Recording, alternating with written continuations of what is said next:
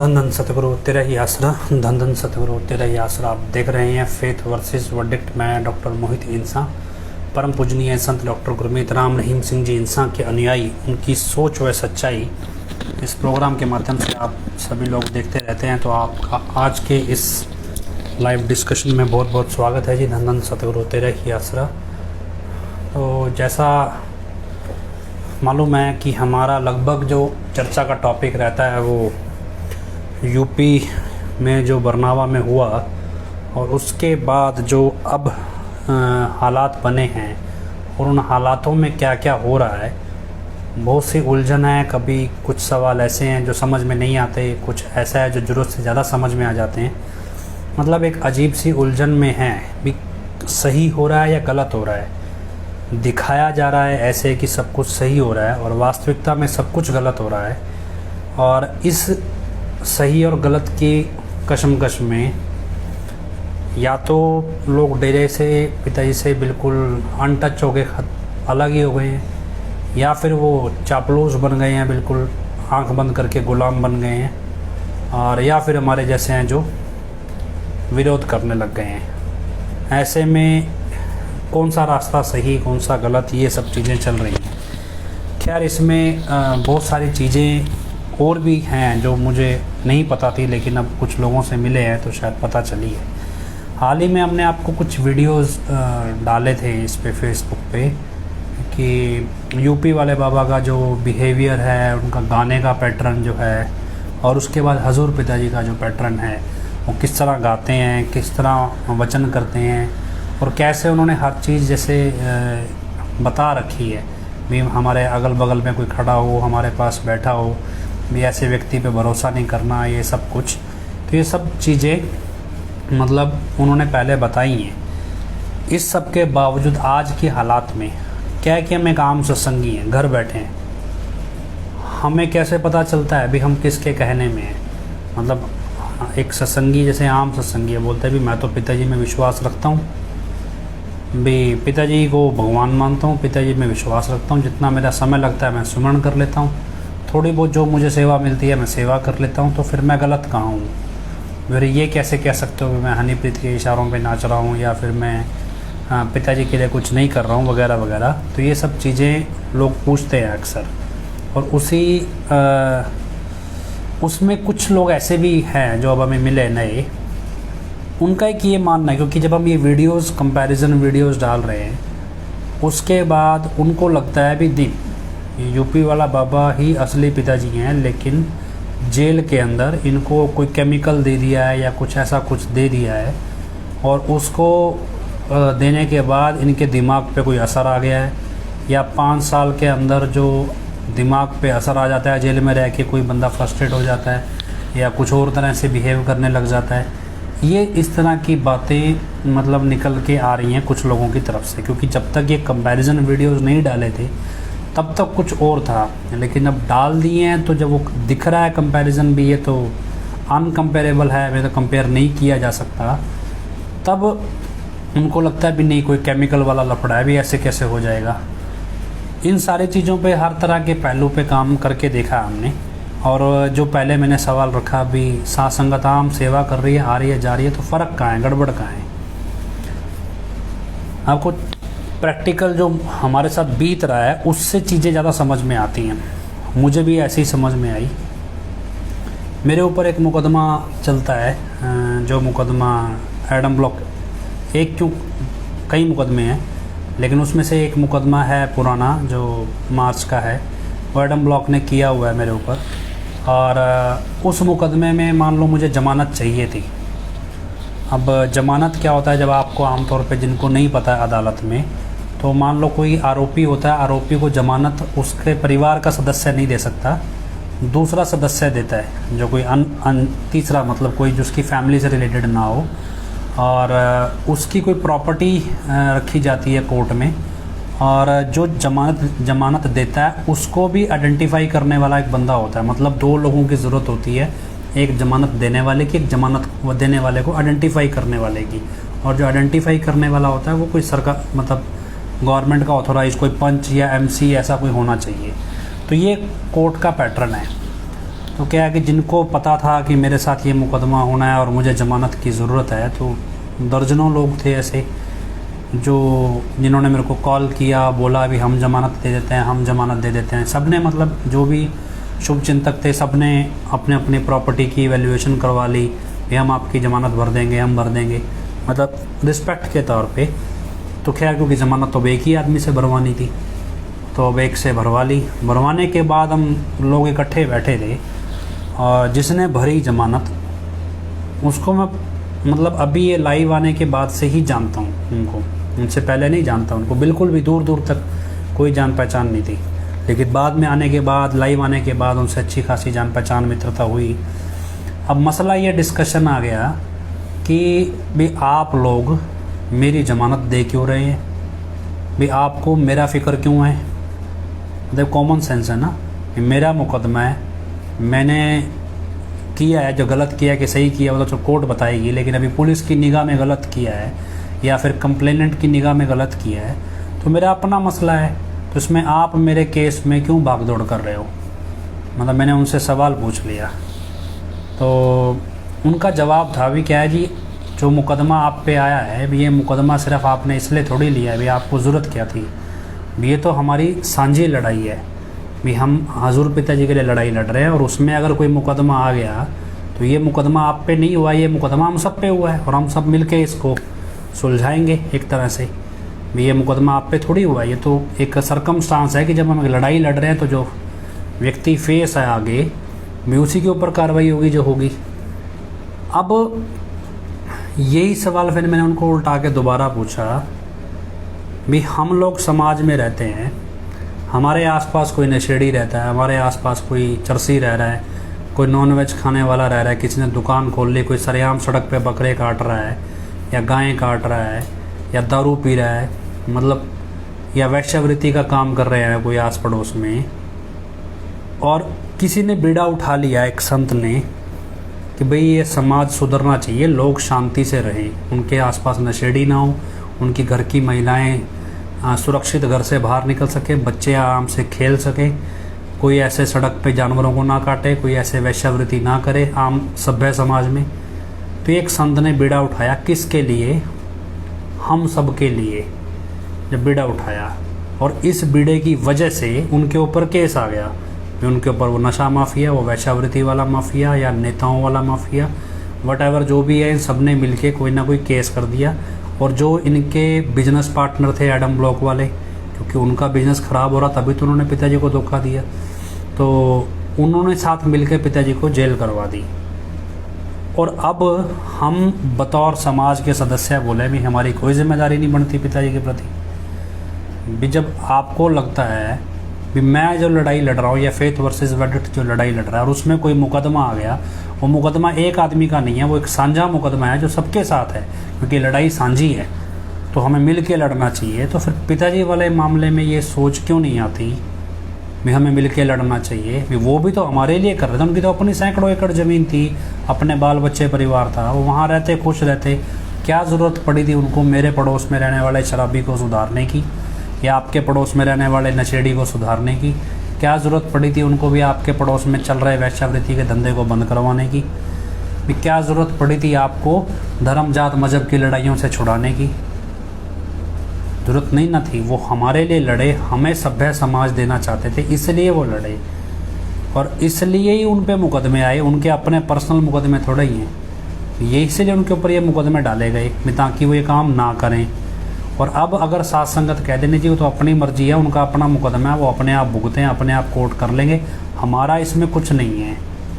तो फिर साथ संगत से घटिया इंसान कौन हो सकता है, एहसान फरामोश।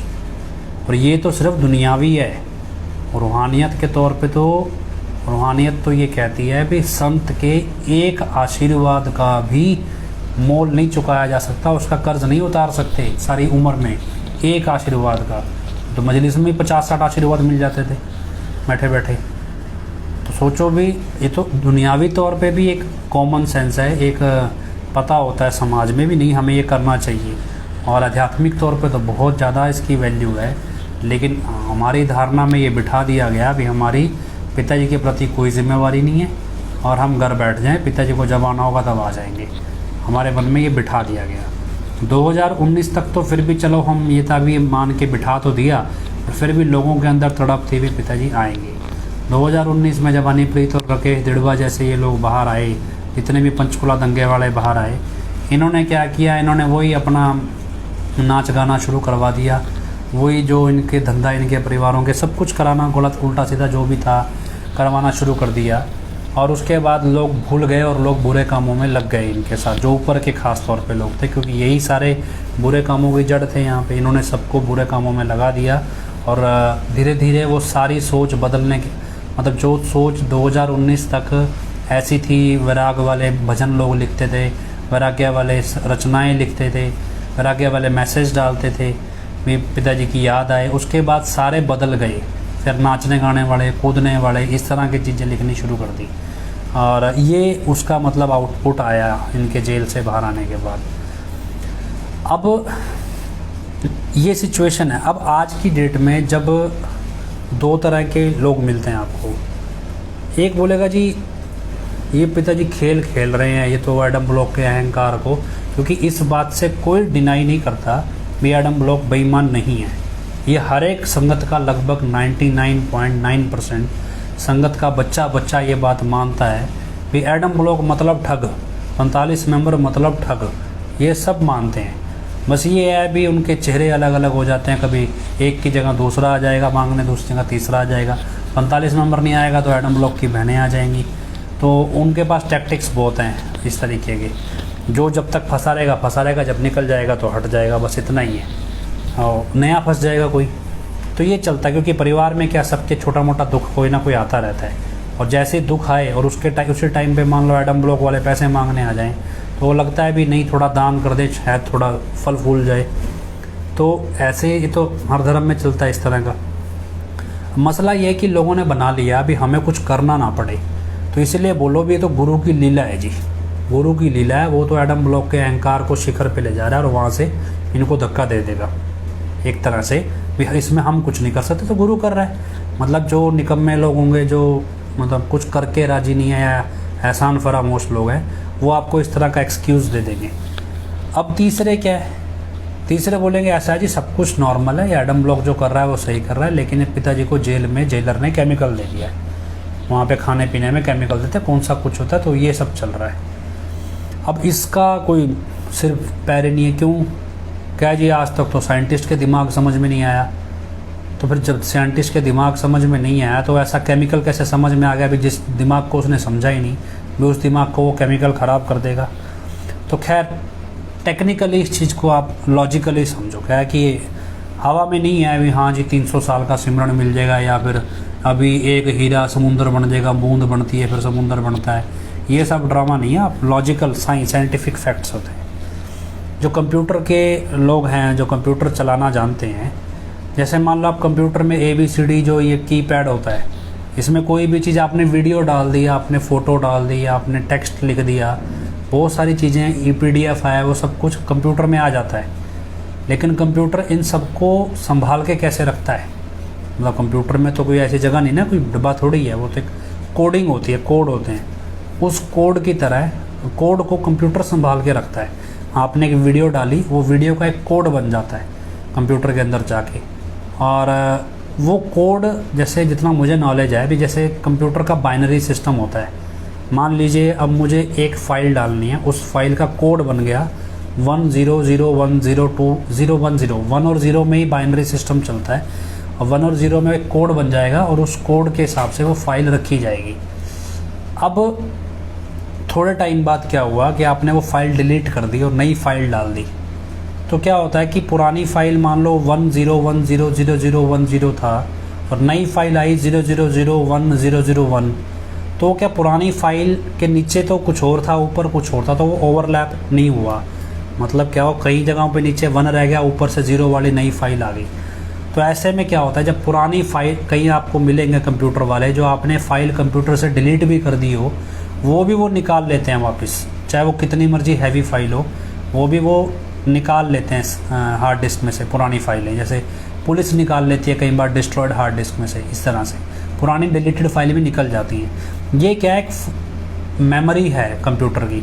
अब कंप्यूटर इंसानी दिमाग से ही बना है, कोई ऐसा नहीं कि अलग से आया है, ऊपर से टपका है, ये इंसान के दिमाग से ही देख देख के इसको बनाया गया है। ऐसे ही इंसान का दिमाग भी है। आपने कोई चीज़ देखी, आपके दिमाग में एक इमेज छपती है और ब्रेन उसे कोड के फॉर्म में रख लेता है। मान लीजिए आज आप सिरसा में रहते हैं या कहीं भी रहते हैं, सिरसा से हम एग्जांपल ले रहे हैं। सिरसा में आपने डेरे का मेन गेट देखा पहली बार, तो आपके दिमाग में एक इमेज छप गई और उस इमेज की एक कोडिंग है जो ब्रेन में स्टोर हो गई। आपने पूरी उम्र में कभी नहीं देखा उसके बाद, लेकिन अचानक से आपको मिलती जुलती कोई चीज़ दिखाई दी।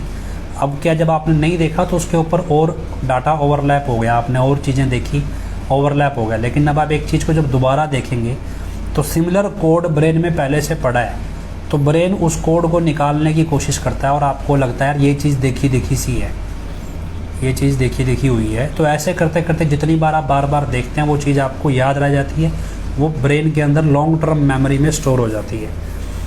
अब क्या है कि जब हम ये बात करते हैं भी केमिकल देना, अगर ब्रेन को केमिकल दोगे, मतलब फाइल डिलीट मारनी है आपने या फिर फाइल कुछ करनी, तो केमिकल दिया गया, वो केमिकल क्या करेगा, या तो वो लॉन्ग टर्म मेमोरी को डिलीट कर देगा या शॉर्ट टर्म मेमोरी को डिलीट कर देगा। अगर ऐसा कुछ होगा तो वो टेक्निकली काम बात ये नहीं है भी ब्रेन में से भी आधी चीज़ें निकाल दी और आधी छोड़ दी, वो किसी एक मेमोरी पे काम करेगा, या वो लॉन्ग टर्म मेमोरी को इरेज कर रहा है या वो शॉर्ट टर्म ब्रेन के एक हिस्से पे काम करेगा, और या विजुअल मेमोरी को ख़राब कर रहा है या थिंकिंग कैपेसिटी को ख़राब कर रहा है, किसी एक पोर्शन को वो ख़राब कर रहा है। और अगर वो पोर्शन ख़राब होगा तो वो दिखेगा, ऐसा नहीं है। अब जब ये यूपी वाला बाबा सामने आता है, अब ना तो इसकी लॉन्ग टर्म मेमोरी ख़राब है क्योंकि ये बहुत सारी बातें पुरानी भी जानता है, और ना इसकी शॉर्ट टर्म मेमोरी ख़राब है, ये नई बातें भी जानता है। लेकिन दूसरी तरफ ये बहुत सारी पुरानी बातें भूल चुका है और बहुत सारी नई बातें भी भूल चुका है। इसका मतलब या तो हम ये मान लें भी केमिकल पार्शल असर कर रहा है, ऐसा नहीं है, ये दवाई का असर नहीं है। असल में उसे उतनी ही बातें याद हैं जितनी उसे बताई गई हैं, वो याददाश्त नहीं भूल गया है पिताजी को, ये बंदे को सिखाया गया है। अगर पिताजी को वास्तव में केमिकल दिया गया होता और एक केमिकल का असर होता तो ये एक पर्टिकुलर पोर्शन को बिल्कुल डेड कर देता, ख़त्म, इरेज कर देता मेमोरी को। उसमें क्या है कि मान लो वो अपने 10 साल से पहले की सारी बातें भूल गए या 20 साल की उम्र की सारी बातें भूल गए, ऐसा होता। लेकिन ऐसा नहीं है, उसे 5 साल की भी याद है कि मेरे फादर गीता का पाठ करते थे। तो क्या है कि ये सिखाया गया व्यक्ति है, ट्रेंड किया गया व्यक्ति है। दूसरा क्या है, मान लीजिए 100% मेमोरी है ब्रेन की और इरेज करने लगे केमिकल से, तो 100 की 80% रहेगी, 20% डिलीट मार दी केमिकल दे दे के, ये तो समझ में आता है। लेकिन 100 में से 20% डिलीट मार के 10% किसी और की घुसा दी, ये तो पॉसिबल नहीं है। भी 100 में से 20 तो ओरिजिनल तो डिलीट होगी, 10% किसी और की घुस गई, ये पॉसिबल नहीं है। तो क्या है कि इसका इन्होंने तोड़ निकाला। क्यों, जब दूसरा ये व्यक्ति आया तो इसकी आदतें वैसी नहीं थी जैसे पिताजी की है। पिताजी के हर एक चीज़ में आपको गुण दिखेगा, खाने में गुण दिखता है, बोलने में, चलने में, सलीके में, मतलब सर्व गुण होते हैं ना, हर एक चीज़ में गुण आपको दिखाई देगा, कोई चीज़ में आपको कमी नहीं दिखाई देगी, सर्व गुण संपन्न है। और बैठने में, चलने में, मतलब देखना, निगाह में, फेस के एक्सप्रेशन में, हर चीज़ में आपको गुण दिखाई देगा। अभी कब क्या करना चाहिए, क्या नहीं करना चाहिए, कैसे पेश आना चाहिए, कैसे नहीं आना चाहिए, महिलाओं से कैसे पेश आना चाहिए, पुरुषों से कैसे, भाषण देते वक्त कहाँ देखना चाहिए, कहाँ नहीं देखना चाहिए, बहुत सारी चीज़ें हैं जो ऑब्ज़र्व करने वाली होती हैं। लेकिन ये सारी चीज़ें इसको नहीं आती थी जो ये नकली वाला आया। तो इसने बहाना क्या बनाया, अभी 100 में से 20 जिस बंदे को ये पहचान नहीं पाया या जो बात इसको याद नहीं आई, जो सिखाई नहीं गई थी या पता नहीं थी, वो तो होगी मेमोरी इरेज केमिकल खा के एक तरह से। अब जौन सी बातें ये बेतुकी बोल रहा है, अजीब गरीब अलग अलग बोल रहा है, उसका इसने तोड़ बनाया कि भाई मेरे अंदर परम पिता जी की आत्मा घुस गई, मैं तो भी, मेरे तो हाथ भी लंबे हो गए, पैर भी लंबे हो गए, मेरी बुद्धि में फ़र्क आ गया, मेरी आंखों में फ़र्क आ गया, मेरे देखने के पैटर्न में फ़र्क आ गया, मेरे भाषण देने के पैटर्न में भी फ़र्क आया। तो सारे जो फ़र्क थे वो इस तरह से जस्टिफाई कर दिए कि परम पिता जी मेरे अंदर घुस गए और अब ये सारे चेंजेस जो हैं ये परम पिता जी वाले चेंजेस हैं, वैसे तो मैं नॉर्मल ओरिजिनल वाला ही हूँ। तो इस पैटर्न पे जाके ये चीज़ें जस्टिफाई कर दी।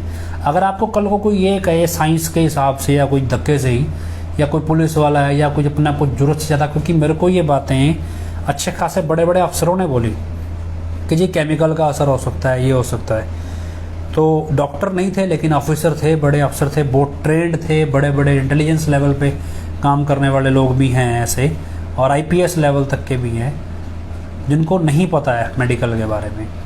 तो जब मैंने उनको समझाना शुरू किया या बहस करना कह लो शुरू किया, तब फिर वो चुप हो जाते हैं कि नहीं ये चीज़ ऐसे नहीं है, ऐसे ही है। तो हमें पूछते हैं केमिकल है तो केमिकल का कोई नाम भी तो होगा, और उस केमिकल का असर सिर्फ मेमोरी पे ही क्यों है? क्योंकि अगर ब्रेन पे असर आएगा तो ब्रेन से कंट्रोल्ड फंक्शंस पे भी असर आता है। आपको एक और चीज़ बताएं भी, ब्रेन क्या होता है, कोऑर्डिनेशन मूवमेंट्स होती है ब्रेन में। मान लो आपने ये कान पकड़ना है तो आपका ये हाथ है, हाथ ऐसे जाएगा, ऐसे कान पकड़ेगा। लेकिन अभी आप किसी बुज़ुर्ग को देखेंगे जो कई बार उनका ऐसे ऐसे हाथ हिलता है, हाथ हिलता रहेगा ऐसे ऐसे हल्का हल्का। आप देखोगे ज़्यादा बुजुर्ग कई बार देखे होंगे आपने, हल्का हल्का हाथ हिलता है, ऐसे ऐसे हिलता रहेगा। ये क्या है कि ब्रेन का एक हिस्सा ख़राब हो रहा है जो कोऑर्डिनेट करता है मूवमेंट को। ये हाथ हिलता हिलता हिलता हिलता हिलता ऐसे कान पकड़ेगा, हमारा डायरेक्ट पकड़ लेगा क्योंकि हमारा ब्रेन अभी ठीक है। उनका ब्रेन एज के साथ थोड़ा मतलब अब वो हो रहा है, उनके सेल्स ख़त्म हो रहे हैं, तो वो कोऑर्डिनेशन नहीं है मसल में। ये एक कोऑर्डिनेशन मेमोरी रिफ्लेक्सेस होते हैं बॉडी में, ये भी एक तरह की मेमोरी है। और इसलिए जो हमारा हाथ उठाने का, हिलाने का, किसी पोर्शन को रिएक्ट, किसी सिचुएशन में फिजिकली रिएक्ट करने का जो पैटर्न है, ये भी एक रिफ्लेक्स मेमोरी होती है, और हमेशा हम वैसे ही रिएक्ट करते हैं, रिफ्लेक्स मेमोरी होती है। ये मेमोरी भी इस नकली वाले यूपी वाले की अलग है। ऐसा नहीं है अगर आप सारा ब्रेन डेड भी कर दोगे तो सोता हुआ बंदा भी वैसे ही रिएक्ट करेगा, उसका फिजिकल रिएक्शन, क्योंकि उसकी रिफ्लेक्स मेमोरी है ये इसके रिफ्लेक्सेस भी अलग है। हाथ उठाने का, आशीर्वाद देने का, जो अनकोऑर्डिनेटेड मूवमेंट्स हैं, निगाह इसकी टिकती नहीं है, चंचल है ये दिमाग से। क्योंकि पिताजी क्या है, साधु का शरीर है, पिताजी का सधा हुआ शरीर है, ये चंचल स्वभाव का है, इसलिए इसकी निगाह जो है वो स्टेबल नहीं है, जगह जगह घूमती रहती है, टिकती नहीं है, एक्सप्रेशन बदलते रहते हैं फेस के। क्यों? क्योंकि इसके दिमाग में विचार दौड़ते हैं। संत क्या है, वो सधा हुआ होता है, वो तो ऊपर से वाणी उतरती है, उनका शरीर सदा होता है, मतलब साधना से सादा होता है, इसका नहीं सदा हुआ है। और ये बहुत सारी चीज़ें हैं जो आपको ये एहसास करा देंगी। लेकिन आपको कोई ज़्यादा ओवर इंटेलिजेंट आदमी कहे भी नहीं, आप इसको केमिकल वाले एंगल से देखो, तो उस एंगल से आप उनको ये जवाब दे सकते हो। भी ये प्रैक्टिकली पॉसिबल नहीं है, क्योंकि केमिकल्स मैंने बहुत स्टडी की हैं, और ऐसी बहुत सारी मेडिसिन भी आती हैं। जैसे लोग कोई पागल हो गया, उसको ठीक करने की मेडिसिन भी आती है, लेकिन अगर वही मेडिसिन आप ठीक व्यक्ति को दे दोगे तो वो पागल हो जाएगा। लेकिन ऐसी सिचुएशन कभी नहीं आएगी भी वो कुछ कुछ चीज़ें भूल जाए, कुछ कुछ याद हो, और भूलेगा भी तो पर्टिकुलर टाइम की, पीरियड की भूलेगा। ऐसा नहीं है अभी आज की भूल गया, कल की याद थी, परसों की फिर भूल गया, उससे पिछले की याद है, ऐसा कुछ नहीं होता है। ये ऐसा कोई साइंटिफिकली प्रूवन चीज़ नहीं है, और ऐसा ना ही कोई केमिकल ऐसा आता है। अब अगर ये सब कुछ मान ले सच है, सारा कुछ है आगे, तो फिर मतलब अगर ये सब कुछ हो रहा है, रैंडम ब्लॉक कर भी रहा है और सरकार करवा रही है, मतलब हनीप्रीत अब इसमें खुल के हनीप्रीत का फेस फ्रंट फेस पे ला दिया है भी सारी साजिश में। हनीप्रीत एक फ्रंट फेस है, सीपी अरोड़ा सॉरी जो हनीप्रीत है। अभी हम आपको मैं बताऊं कि अब हमारे मन में बहुत सारी उलझन थी, थोड़ा इन दिनों बिजी भी थे, लेकिन आज फ्री हुआ है तो आज बहुत सारी चीज़ें कलेक्ट करी हैं जगह जगह से जाके। तो हमारे एक एडम ब्लॉक के भी सदस्य से बात हुई है, एडम ब्लॉक के लिए ही काम करता है सदस्य है, एक इम्पॉर्टेंट है, उससे भी आज बात हुई। तो हमें पूरी चीज़ समझनी चाहिए भी आखिर ये है क्या। ये परिवार की शांति, परिवार चुप रहना, जसमीत भाई का ना बोलना, माताजी का ना बोलना, एक तरफ पिताजी की जगह किसी बहरूपिये का आ जाना, और एक तरफ शाही परिवार का छोड़ के चले जाना, ये सारी खिचड़ी समझ में नहीं आ रही है भी आखिर कौन सी चीज़ किस दिशा में जा रही है, कुछ समझ में नहीं आ रही है। अब भी डेरे में फ़िलहाल कौन क्या कर रहा है, क्या नहीं कर रहा है, तो क्या कि प्रेजेंट सिचुएशन में आप इस चीज़ को ले आएंगे तो उसका ये कहना था अभी डेरा इस टाइम पे जो लोग डेरे में परमानेंट रहते हैं, एक तो हम लोग हैं जो बाहर से गए, मजलिस सत्संग नाम चर्चा जो भी है सुन के वापस आ जाते हैं, लेकिन जो लोग वहाँ परमानेंट है, छत ब्रह्मचारी, गुरु ब्रह्मचारी, ये जो 365 दिन रहने वाले सेवादार वहाँ पे परमानेंट हैं, उनके लिए डेरा अब एक तरह की जेल है। जो एडम ब्लॉक के नज़दीकी सदस्यों का कहना है, जिन्होंने हमसे बात की, कहते अभी एडम ब्लॉक इस टाइम एडम ब्लॉक ने डेरे की पूरे कॉम्प्लेक्स को एक जेल में बदल दिया है। मतलब क्या है कि जो सत ब्रह्मचारी, गुरु ब्रह्मचारी जो भी हैं, ये एक दायरे से बाहर नहीं जा सकते, ये एक लिमिटेड तरह के कपड़े पहन सकते हैं, और ये फ़ोन का इस्तेमाल नहीं कर सकते, ये बाहरी लोगों से ज़्यादा मिल नहीं सकते, बाहर का खाना नहीं खा सकते, लंगर ही खाएंगे। ये सब कुछ जो जो जेल के नियम होते हैं, जैसे एक दायरा होता है जेल का, इस तरह से ये माहौल बन गया है। इसका नतीजा ये हुआ है कि इसमें एक और उन्होंने बताया अभी इस टाइम जो एडम ब्लॉक को कंट्रोल करने के लिए 3 लोग मेन इम्पॉर्टेंट हैं। एक डॉक्टर PR नैन है, और PR नैन इसलिए इम्पॉर्टेंट है क्योंकि कागज़ों के अंदर जो पिताजी द्वारा चुनी गई मैनेजमेंट है उसमें 3 लोगों में से एक आदमी का होना बहुत ज़रूरी है डेरे में। एक विपासना चावला, एक शोभा गोरा और एक PR नैन। तो अब 2 को निकाल दिया तो PR नैन को रखना इनको मजबूरी है, क्योंकि कागज़ों पे साइन करने के लिए और किसी के पास अथॉरिटी नहीं है। इसलिए PR नैन को डेरे में प्रबंधक बना के रखना मजबूरी है, क्योंकि शोभा गोरा और विपासना चावला को हटा दिया गया। और इस सारे जो भी अब घटनाक्रम है इसमें PR नैन एक मुख्य व्यक्ति है। दूसरा मुख्य आदमी है राकेश जड़बा, जो इस पूरे सिस्टम का पैसा खींचता है, इस सारे सिस्टम से जो अल्टीमेट बेनिफिट उठाता है। या आगे जाओ जो जहाँ जहाँ से कनेक्शन जुड़ता है, मतलब ये डेरे से हर जगह से कोई नेता से जुड़ रहा है, किसी गैंगस्टर से, किसी पुलिस अफसर से, किसी जिस भी अफसर को किसी को रिश्वत देनी है, किसी को नहीं देनी, किसी को धमकाना है, किसी को मारना है, किसी को गायब करना है, किसी से पैसा लूटना है, वसूलना है, ये सब हिसाब किताब राकेश जड़बा के पास है। दूसरा व्यक्ति इंपॉर्टेंट वो है। तीसरा इनका सबसे इम्पोर्टेंट है हनीप्रीत, जो है चेहरा। भी क्या है, भी इन दोनों के ऊपर ध्यान ना जाए तो सारा फोकस हनीप्रीत पे रहना चाहिए। भी हनीप्रीत चेहरा है, उसको क्या चाहिए, उसको सिर्फ बढ़िया बढ़िया कपड़े, बढ़िया बढ़िया गाड़ियाँ, महंगे महंगे शौक़, ये सारे महंगे शौक़ उसके पूरे होते रहे। उसके लिए सिर्फ इतना, उसके नाम पे प्रॉपर्टी होती रहे, उसके परिवार को ऐश-प्रस्ती मिलती रहे, ये उसकी डिमांड है, क्योंकि उसका कौन सा बाल बच्चे हैं। तो ये 3 लोग हैं जो मेन चला रहे हैं। इन 3 लोगों को 3 लोग ही बैकअप देते हैं। उनमें से एक कोई इकबाल नाम का व्यक्ति है, तो ये व्यक्ति सेवा समिति में जो एडम ब्लॉक में रिसेंटली शामिल किया गया। एक ये इकबाल है और एक CP अरोड़ा है, जो ये सारे बिजनेस में इनका जो भी चार्टर्ड अकाउंटेंट है या जैसे भी है, जो इनका बिजनेस का, कंपनीज़ का जो भी पैसे का ऑफिशियल लेन देन जो है वो देखना। और तीसरा है एक कोई वो जगजीत सिंह, जो जगजीत ये बठिंडा जो था, अपने आप को तथा कथित सीनियर वाइस चेयरमैन, ये सब ये है बिल्कुल मतलब अपना पॉलिटिकल एंगल में। और इनके अलावा 2 लोग और हैं। वो 2 लोग हैं, एक गुरलीन और एक गोबी राम।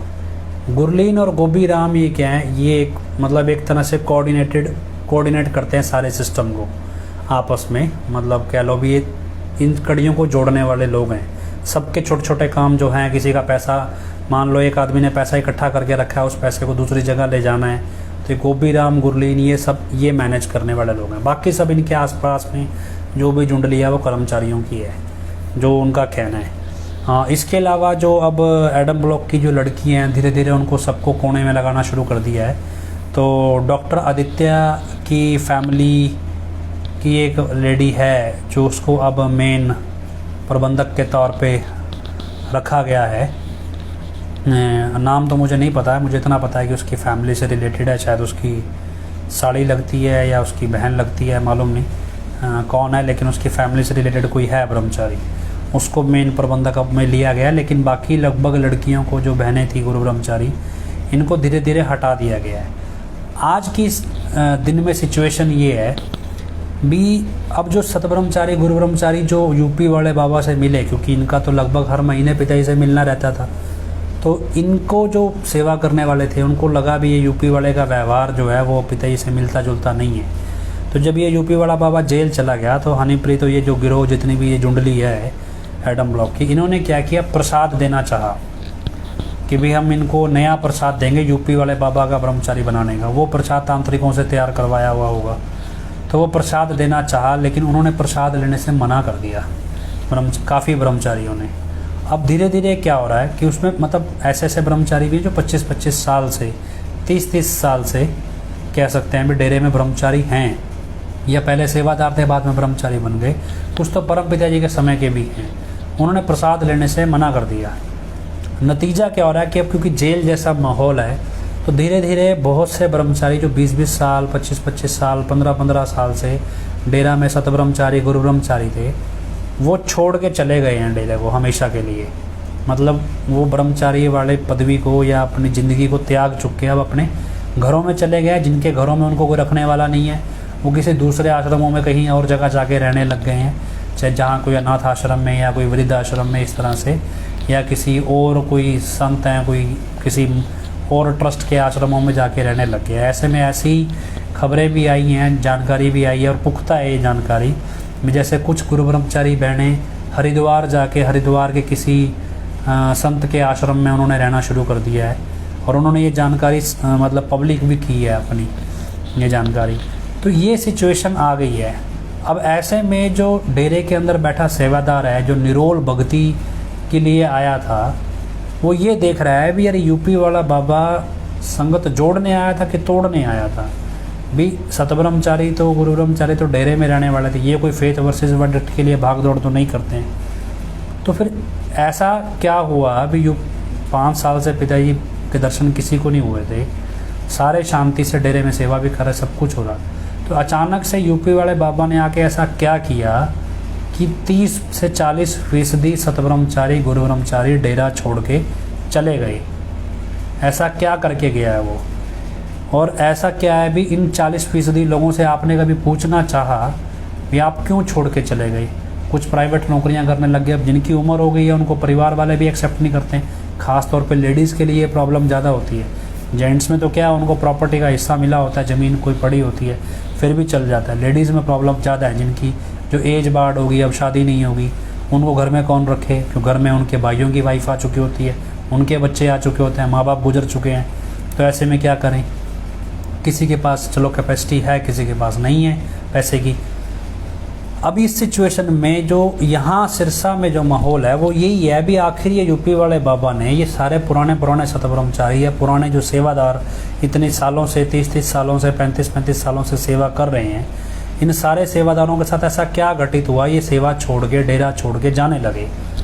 तो आखिर इनको तो विश्वास आना चाहिए था ना उस नकली मतलब यूपी वाले बाबा भी, नहीं ये तो पिताजी हैं, ये तो आए 35 साल से जो पिताजी के लिए ही डेरे में थे, तो फिर वो क्यों छोड़ के जाएंगे? वो तो पिताजी के लिए आए थे, वो कौन सा फेथ वर्सेस वर्डिक्ट के कहने पे छोड़ रहे हैं? तो कुछ तो ऐसा हुआ, कुछ तो ऐसा है जो अभी किसी को नहीं मालूम है, या अभी उस पर पूरी तरह से पर्दा उस पर उठा नहीं है। तो उस चीज़ को समझने के लिए हमने फिर उससे पूछा भी आखिर शाही परिवार का कनेक्शन क्या है।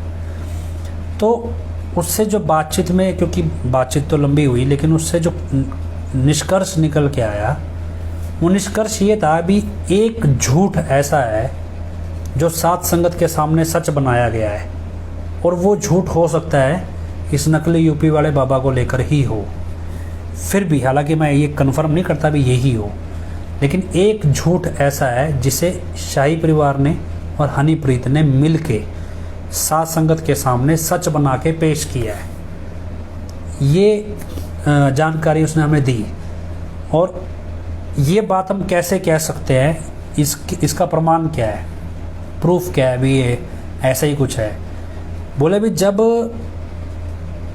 ये सब हो रहा था यूपी वाला ड्रामा, या उससे पहले क्या, जब शाही परिवार, जब एक छोटी बहन अमरप्रीत बहन जब अपने घर से गई विदेश में, तो एक वीडियो वायरल हुआ उनका, और वीडियो वायरल होने के बाद एडम ब्लॉक ने उस वीडियो को रोकने की कोशिश की, लेकिन उसके बाद कहते हैं भी जो उस व्यक्ति ने बताया कि चरणप्रीत बहन ने अपने घर पे एडम ब्लॉक वालों को बुलाया, और ये चीज़ हमने क्रॉस वेरिफिकेशन भी कहीं से की है और ये सही पाई गई है। जो बात मैं आपको बताने जा रहा हूँ, मैं एडम ब्लॉक के सदस्यों को घर पे बुलाया, जिसमें डॉक्टर PR नैन भी शामिल थे, और उनको लिटरली ये बात बोली भी ऐसा है भी अगर तुम हमारे काम में टांग अड़ाओगे, मतलब ये चरणप्रीत बहन की तरफ से चेतावनी कह लो, वार्निंग कह लो, धमकी कह लो, कुछ कह लो भी, अगर तुम हमारे काम में टांग अड़ाओगे तो हम सात संगत को सच बता देंगे, हमारा मुंह मत खुलवाओ।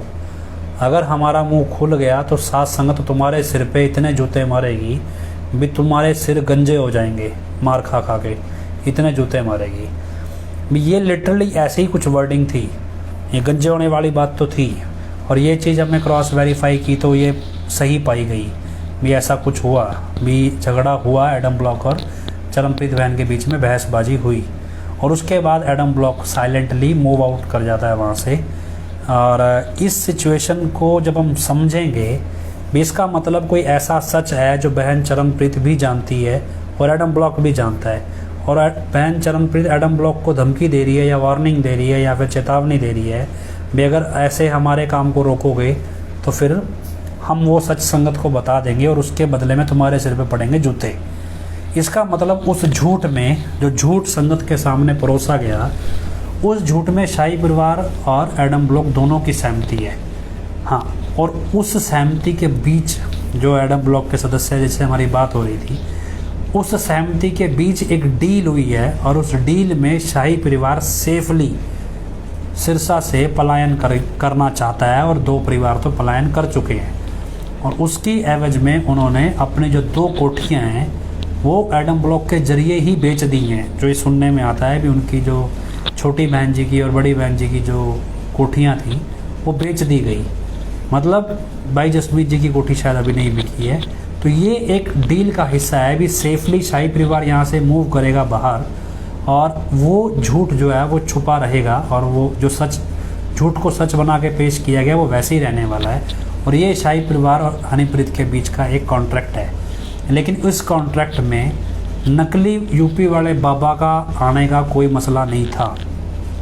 जो उसने हमें समझाना चाहा भी कहता आप इस चीज़ को समझो भी ये कॉन्ट्रैक्ट इनका आपस में था। लेकिन उसके बाद जो अगला लालच हनीप्रीत के ग्रुप में जागता है भी शाही परिवार तो अब रास्ते से हट गया, क्यों अब सारे सिस्टम पे कब्जा कर लिया जाए। तो उसके लिए कहता है ये नकली बाबा को तैयार किया गया, अब ये नकली बाबा लाया जाए और उसके बाद ये सब कुछ एस्टैब्लिश हो जाएगा और नकली बाबा की मदद से फेथ वर्सेस वर्डिक्ट भी शांत हो जाएगा। लेकिन फेथ वर्सेस वर्डिक्ट का रिएक्शन जो था वो एब्रप्ट था, अजीब था, अलग था। और नतीजा ये हुआ भी इन्होंने एडी चोटी का जोर लगा दिया अभी फेथ वर्सेस वर्डिक्ट के हर एक मेंबर के घर 10-10, 15-15 लोगों को भेजना, धमकाना, मारपीट करना, जो जिस तरीके से समझ जाए वो करना शुरू किया। और नतीजा ये हुआ कि बहुत से लोग यूपी नहीं गए और उन्होंने एडम ब्लॉक की बात मानने से इनकार कर दिया। शाही परिवार तो अपना सेटलमेंट कर गया, लेकिन उसके बाद की प्लानिंग जो हनीप्रीत गिरोह ने की थी वो उतनी सक्सेसफुल हो नहीं पाई। यूपी वाला जो ड्रामा था उसके हिसाब से हो नहीं पाई। ये आधार कार्ड का मॉडिफाई होना, इसकी खबर हमें मिल जाना, इसके डॉक्यूमेंट्स हमें मिल जाना, उसके बाद इसका जगह जो इनका मानहानि का दावा ठोक देना। फिर मेरे घर पे एक मेरा ही पड़ोसी है और एक सिरसा के नेशनल कॉलेज का टीचर है, कोई प्रोफेसर है, इन 2 लोगों का आके मेरे को ब्लैकमेल करना। बोला जी आपके ऊपर जो केस डाले हैं एडम ब्लॉक ने और जो वो केस हम वापस ले लेंगे, आप बदले में यूपी वाले बाबा को अपना लो, उसको ओरिजिनल घोषित कर दो। मतलब ये ब्लैकमेल करने 2 बार मेरे घर पे 45 नंबर टाइप प्रबंधक डेरे के एडम ब्लॉक की तरफ से 2 लोगों को भेजा भी गया। एक तो मेरे पड़ोस में रहता है, एक कोई सिरसा नेशनल कॉलेज में शायद प्रोफेसर है, नाम मुझे दोनों का ही नहीं पता। तो 2 बार ये लोग आए, एक और व्यक्ति भी आया था, तीसरा भी, उसका भी नाम नहीं पता, वो 45 मेंबर था शायद, एक बार वो भी आया था। तो लेकिन जब अब नहीं माने, सब बहुत जोर लगाया गया, कईयों के घर 15-15 लोगों को भेजा गया, जो प्यार से मान गए ठीक है, नहीं तो कईयों को धमकाना पुलिस के ज़रिए अलग अलग तरीक़ों से। मतलब क्या है कि ये प्लान जो था वो कामयाब, जैसा एक्सपेक्ट किया था वैसा हुआ नहीं। अब जो जैसे एडम ब्लॉक के सदस्य है जो जिससे हमारी बात हो रही है वो बता रहे हैं, कहते भी अब क्या है, अब इन्होंने दोबारा सोचा है कि अब सिरसा में बुलाएंगे यूपी वाले को। तो पॉसिबली है कि वो शायद कहते 23 सितंबर से पहले बुला लें या फिर नवंबर के आसपास जब इलेक्शन आ जाएगा हिमाचल वगैरह का, तब भी। अगर हिमाचल इलेक्शन तक बुलाते हैं तो क्या भी तब तो हिमाचल में पालमपुर में शायद अरेंजमेंट करना पड़े। और अगर ये सिरसा या पंचायत इलेक्शन आ जाते हैं हरियाणा में, अभी बुलाते हैं तो फिर अरेंजमेंट सिरसा करेंगे और सिरसा में क्या है भी ये सब ड्रामा चलेगा। एक इंटरेस्टिंग चीज़ और बताई उसने, बोला भी जो यूपी में ड्रामा हुआ, यूपी के अंदर एक प्रसाद एक तरह का और बांटा गया और वो प्रसाद था यूपी वाले बाबे का जूठा खाना और जूठा पानी। जूठा खाना और जूठा पानी भी प्रसाद के तौर पे दिया गया। ये अजीब चीज़ थी, जो नई चीज़ थी हमें पता चली भी, ये भी प्रसाद के तौर पे दी गई है और अच्छी खासी कीमत ली गई है इस चीज़ की भी। मतलब इस काम की, जिन्होंने ये लिया होगा प्रसाद, उससे अच्छी खासे पैसे भी वसूले गए, जो भी था। ये एक अजीब नई चीज़ सुनने को मिली हमें। हालांकि कितनी सच है मैं ये नहीं कहता भी, जो बात हम ये जो हमें सुनने को मिल रही है, हम तो मैडम ब्लॉक के सदस्य ही करीबी वही बताते हैं, हमारा कोई अलग से सपना थोड़ी है, हम तो वहाँ थे भी नहीं जब वो खाना जूठा छोड़ रहा था। लेकिन अब बता रहे हैं तो ऐसी सिचुएशन है। और अब ये चीज़ एनालाइज जिसने ख़रीदा होगा उसको तो पता होगा, बाकी किसी को पता ना पता हो, नहीं ख़रीदा होगा तो अलग बात है, पर जो जानकारी निकल के आ रही है वो हम आपको एज सच आपके सामने रख रहे हैं। अब ऐसी सिचुएशन में अब ये दोबारा बुलाने की तैयारी में है, और इसके बाद क्या है भी, दोबारा बुलाने में भी जो चीज़ें अधूरी रह गई, उनको लगता है भी चीज़ें पैसिव हो गई, दोबारा बुला लेते हैं, फिर काम कर लेंगे, फिर कोशिश करेंगे, दोबारा इस्टेब्लिश कर लेंगे, थोड़ा बहुत जो पेपर वर्क है वो भी करवा लेंगे वगैरह वगैरह। लेकिन इस सब के बीच अब सवाल खड़ा हो गया भी, आखिर पिताजी है कहाँ? अगर ये व्यक्ति नकली है तो पिताजी है कहाँ? तो फिर दोबारा से वो पुराने गड़े मुर्दे क्या रखते हैं, ये पुराने सवाल खड़े हो गए कि 3 बजे अगर हेलीकॉप्टर पंचकूला से उड़ा, कोई कहता है 6 बजे रोहतक पहुंचा, कोई कहता है 8 बजे पहुंचा, कोई 6:30 बोलता है, अलग अलग टाइम बोलते हैं भी इस टाइम रोहतक पहुंचा। लेकिन कोई कहते हैं भी शेड्यूल्ड टाइम, जितना टाइम लगता है उस टाइम से ज़्यादा टाइम लगा, इट मीन्स हेलीकॉप्टर कहीं और भी रुका। तो क्या पिताजी को सुनारिया जेल कभी ले जाया ही नहीं गया? और अगर नहीं ले जाया गया तो कहाँ ले जाया गया? और पिछले 5 साल से कोर्ट में पेश कौन हो रहा है? अगर पिताजी पेश नहीं हो रहे हैं तो कौन पेश हो रहा है? तो क्या पिताजी जहाँ भी हैं, क्या शाही परिवार को उसकी जानकारी है? अगर है तो क्या शाही परिवार और हनीप्रीत की सहमति में ये सारा काम हो रहा है? मतलब इस सारी प्लानिंग जो पिताजी के खिलाफ हो रही है, ये शाही परिवार और हनीप्रीत की सहमति में हो रही है? ये सारी अपने आप में सवाल खड़े हो जाते हैं। इतना डेफिनेटिव है जो हमारे जितने कि देखो अभी पता नहीं, बाकी ड्रामा कुछ भी हो सकता है, लेकिन जितना हमें जानकारी मिल रही है, सुनारिया के अंदर फ़िलहाल हजूर महाराज जी नहीं है। वहाँ फ़िलहाल एक नकली को ला के रखा गया है ताकि पैरोल पे बाहर निकाला जा सके, जो सुनने में आ रहा है। बाकी पता नहीं, क्योंकि देखो कर्मचारियों को भी सेटिस्फाई करना होता है, हर एक आदमी को तो रिश्वत नहीं दे सकते, तो बाकियों के सामने तो कहानी को सच्चा बना के पेश करना पड़ता है। इतने सारे कर्मचारियों का दिमाग थोड़ा ही दबा लोगे, जेल के कर्मचारी भी चीज़ों को देखते हैं। तो खैर ये सब चल रहा है। ऐसी सिचुएशन में भी अगर पिताजी को कभी रखा ही नहीं गया सुनारिया जेल में, तो फिर सीबीआई की कोर्ट में जो पेशियां चली 3-4 साल, उसमें कौन पेश हुआ? हाई कोर्ट के अंदर जो पिताजी की तरफ से पिटीशनें लगती रही, वो किसने ऑथोराइज़ की? और इस सब के बाद भी हाई कोर्ट में भी पेशी पड़ती है, जो पंजाब कोर्ट में पेशी पड़ रही है, या जो बरगाड़ी वाले मसले में, तो वहाँ पेश कौन हो रहा है? पिताजी तो अगर है ही नहीं तो पेश कौन हो रहा है? तो जो सुनारिया के अंदर इंटरोगेशन हुई, क्या वो भी नकली से हुई? जो एम्स में, मेदांता में, पीजीआई में ले जाया गया, क्या वो भी नकली को ले जाया गया? मतलब ये तमाम चीज़ें हैं। तो इसमें बहुत सारी चीज़ें हमने डॉक्यूमेंट्री तौर पे देखी, तो हमें मिला डॉक्यूमेंट्री तौर पे कहीं भी पिताजी के परिवार के सदस्यों के साइन नहीं हो रहे हैं कहीं भी। मतलब अगर पिताजी को मान लो हॉस्पिटल ले जाया जा रहा है, तो वहाँ पे भी पिताजी के परिवार के सदस्यों के साइन नहीं हो रहे हैं। वहाँ भी अनजान लोग, मतलब पिताजी की फैमिली से जो रिलेटेड नहीं है, वो साइन कर रहे हैं। यहाँ से फिर इसका मतलब क्या है? परिवार, अगर पिताजी वहाँ पे वास्तव में गए तो फिर परिवार उन कागज़ों पे कंसेंट क्यों नहीं देता है? तो बाहर का व्यक्ति कैसे कंसेंट दे सकता है? तो मेडिकल का कानून भी अलाउ नहीं करता। तो क्या हॉस्पिटलों में जिनको ले जाया गया वो भी कोई और है? वो भी यही नकली वाला था। और धीरे धीरे ये चेहरा एस्टैब्लिश करने की कोशिश की गई एक प्लान के तहत, लेकिन एस्टैब्लिश हो नहीं पाया। और अब ये दोबारा अटैम्प्ट लेंगे, और उस अटैम्प्ट में कुछ घटनाक्रम क्या है कि कई बार आपको समझ आ जाता है क्या है कि जब चीज़ें एबनॉर्मल आपके आसपास घटने लगे तो आपको समझ आ जाता है भी कुछ गड़बड़ है। और उस गड़बड़ तभी होती है जब सामने वाला सोचता है भी नहीं, ये तो नॉर्मल ही लगेगा बंदे को, लेकिन ऐसा नहीं है। जब आप चीज़ों को बारीकी से देख रहे हो तो आपके पास आस-पास होने वाली हर एक घटना आपको समझ आती है भी अचानक से एबनॉर्मल हो गई है। तो ऐसा ही मेरे साथ है इन दिनों। तो चीज़ें मेरे साथ जो हैं वो एबनॉर्मल हैं। अनजान बंदों का अचानक से दोस्त बन जाना, अनजान बंदों का अचानक से प्रेम से पेश आना, अचानक से हमें कुछ जानकारियों का देना, कुछ का ना देना, कुछ जगह से हमें हटा के नई जगह नई चीज़ें दिखाना शुरू कर देना, ये सारा एक पैटर्न है। इस पैटर्न पे क्या है भी, ये पैटर्न एक मतलब माइंड सेंस जानने के लिए किया जाता है भी आप किस मेंटल स्टेटस पे खड़े हो और कहाँ आपका स्टैंड और क्या करने वाले हो। और ये चीज़ें तभी की जाती हैं जब कोई बड़े प्लान को एग्जीक्यूट किया जा रहा है और उनको पता है भी ये आदमी बाधा बन सकता है। तो ये चीज़ें अब मैं इन दिनों ऑब्ज़र्व कर रहा हूँ, जो मेरे आसपास घटनाक्रम चल रहा है। और अचानक से अनजान लोगों का आपका पीछा करना शुरू कर देना, आप खड़े हो जाओ कहीं पे, वहीं पे कोई अनजान बंदों का अचानक से आपके पास आ जाना। तो ये सारी चीज़ें मतलब हो रही हैं इन दिनों। मतलब क्या है भी, एडम ब्लॉक किसी बड़ी तैयारी में है। अब इस सब में ये डेफिनेटिव समझ में आता है भी जो सच साथ संगत जानना चाहती है, उस सच को शाही परिवार और हनीप्रीत ने मिलके बनाया है, झूठ बना रखा है और एक झूठ को परोसा है जिसमें जिस झूठ को शाही परिवार और हनीप्रीत दोनों जानते हैं भी ये झूठ है, लेकिन दोनों ही साथ संगत को बताना नहीं चाहते। इसमें क्या, उस झूठ की एवज में शाही परिवार अपने आप को सिरसा से अलग करके अपनी प्रॉपर्टी बेच के बाहर सेटल होना चाहता है, ताकि वो इसका हिस्सा नहीं बने और वो अपने आप शांति से ज़िंदगी जी लें, क्योंकि उनकी निगाह में ये क्राइम होगा।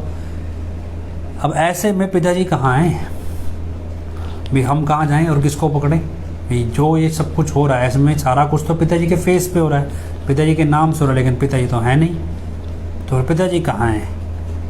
इन चीज़ों को लेके बहुत से लोग हैं जो फिल्में देखते हैं, या जैसे पिताजी की बनाई फिल्में देखी, उससे चीज़ों को निकालने की कोशिश कर रहे हैं अपने अपने तरीके से, अपनी तरह से फैंटेसी कह लो बना रहे हैं, कुछ कैसे उसमें कुछ लॉजिक ढूंढने की कोशिश कर रहे हैं, कुछ अपनी तरह की इंटरप्रिटेशन कर रहे हैं फिल्मों की। इस ट्रैक पे चल रहे हैं, कुछ थोड़ा प्रैक्टिकल है भी। क्या अगर पिताजी सरकार की कस्टडी में हों तो क्या ऐसा हो सकता है भी 2 नंबर में पिताजी को विदेश भेज दिया जाए?